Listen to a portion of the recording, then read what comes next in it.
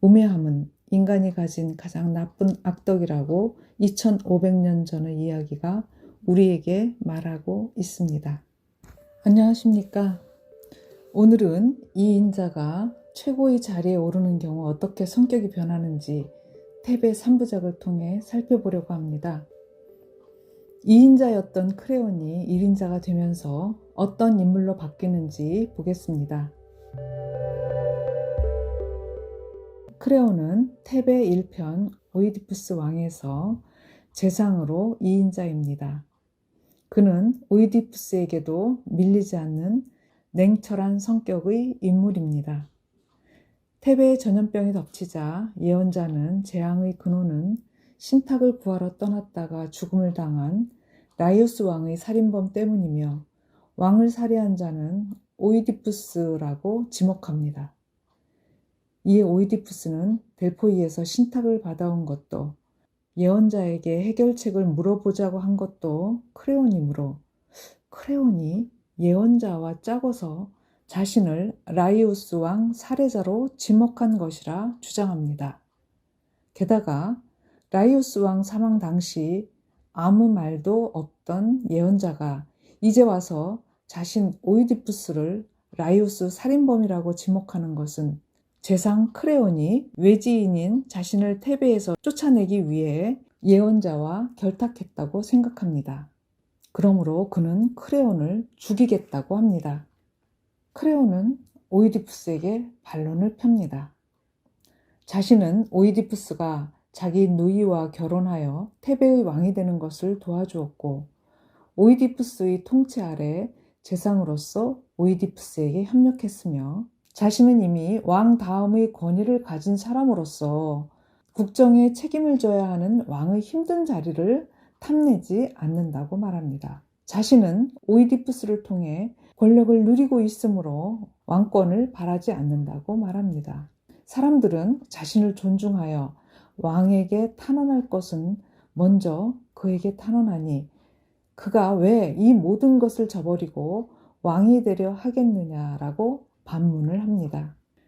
그리고 신탁을 거짓으로 전했는지 델파이로 가서 확인해 볼 것이며 예언자와 결탁을 했다면 자신을 처형해도 좋은데 충성스러운 친구를 근거 없이 의심하여 저버리는 것은 자신의 삶을 파괴하는 것이라고 충고합니다.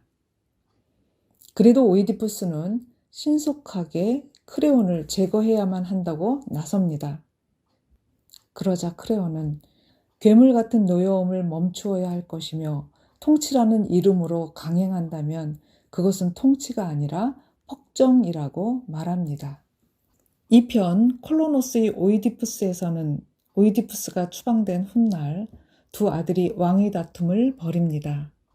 오이디푸스가 편드는 쪽이 승리할 거라는 신탁이 퍼지자 크레온이 콜로노스에 안착한 오이디푸스를 강제로 잡아가려고 합니다.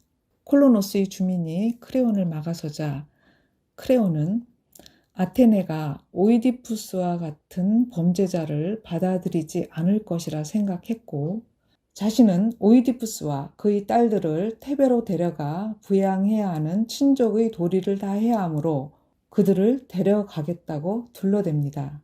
오이디푸스가 이를 완강히 거부하고 테세우스도 크레온의 행위에 분노를 나타내며 이미 잡혀간 두 딸을 다시 콜로노스로 데려옵니다. 크레온은 빈손으로 돌아갑니다. 2편에서의 크레온은 1편에서의 균형 잡힌 모습은 온데간데 없고 오이디푸스를 끌고 가려는 일념에 사로잡혀 약한 오이디푸스 일행은 힘으로 제압하고 강한 아테네 시민에게는 자신의 속마음을 감춘 비굴함을 보입니다.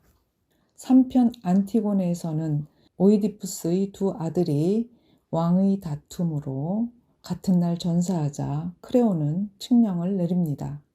테베를 위해 싸운 에테오클레스는 성대한 장례를 치르고 테베를 공격한 폴리네이케스는 장례를 금지하여 시신을 들짐승의 먹이로 방치합니다. 왕의 칙령이므로 아무도 큰아들의 장례를 치르지 못합니다. 그러나 안티고네는 들판에 버려진 오빠의 시신에 최소한의 장례의식을 치르고 그 대가로 지하 감옥에서 죽음을 맞이합니다. 오이디푸스 두 아들의 전쟁으로 분열되고 피폐해진 나라를 재건하기 위해 시민들에게 지도력을 보여야 했던 크레온은 안티고네의 국법 위반 행위가 지도자의 역량을 시험받는 계기가 된 것입니다. 안티고네의 행위는 국법으로 통치하는 왕에 대한 도전이며 더구나 여자로서 칙령을 어기는 것은 용서할 수 없는 것입니다. 크레온은 통치 행위를 내세워 친족에 대한 예우를 지키는 자연법을 인정하지 않습니다. 크레온의 아들 하에몬이 나서서 크레온을 설득하지만 그는 오히려 약혼한 여자에게 휘둘리는 나약한 인간으로 치부됩니다. 백성들이 소리에 귀 기울이도록 종용하지만 왕이 백성의 말을 따라 통치할 수 없다는 주장을 합니다. 급기야 통치가 아닌 폭정이라는 말을 듣습니다. 1편 오이디푸스 왕에서 크레온이 오이디푸스에게 한 말을 3편 안티고네에서는 크레온이 아들로부터 그대로 듣습니다. 1인자의 권위를 지켜야 한다는 강박이 그를 우매하게 만들어 결국 비극으로 치닫습니다. 예언자가 찾아와 폴리네이케스 시신을 방치한 후안이 테베를 덮치고 있다고 충고하지만 모든 사람들이 크레온 자신을 향해 화살을 퍼붓고 있다며 예언자가 돈에 매수되어 지혜를 저버린다고 비난합니다.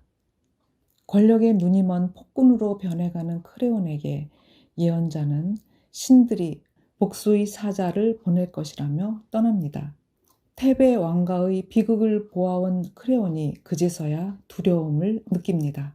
서둘러 폴리네이케스의 시신을 매장하고 안티고네를 풀어주기 위해 동굴로 갔으나 목을 맨 안티고네 곁에서 아들 하에몬은 크레온이 보는 앞에서 자결하고 맙니다. 이어서 그 소식을 들은 왕비 유리디케는 충격에 빠져 남편을 원망하며 가슴에 칼을 꽂습니다. 크레온은 아내와 아들을 같은 날 저 세상으로 보내고 혼자 남아 자신의 어리석음을 한탄하며 자기에게도 죽음을 허락하라고 절규합니다. 이 세 편의 희곡을 읽으면서 2인자의 명석함은 1인자가 되면서 사라지는가 봅니다. 우매함은 인간이 가진 가장 나쁜 악덕이라고 2500년 전의 이야기가 우리에게 말하고 있습니다. 감사합니다.